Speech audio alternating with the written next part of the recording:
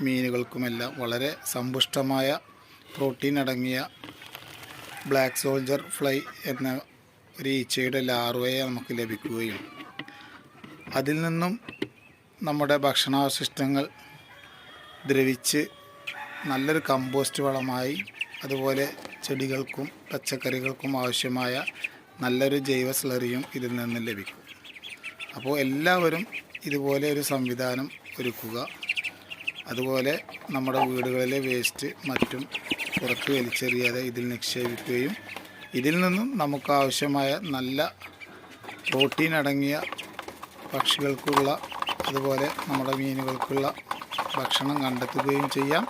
നമ്മുടെ വീട്ടിലേക്ക് ആവശ്യമായ പച്ചക്കറികൾക്കും ചെടികൾക്കും ആവശ്യമായ വളങ്ങൾ നമുക്ക് പുറത്തു നിന്നും വാങ്ങാതെ നമുക്ക് ഇത് ഉപയോഗപ്പെടുത്തുകയും ചെയ്യാം. അപ്പോൾ എല്ലാവരും ഇത് ഉപയോഗപ്പെടുത്തുക.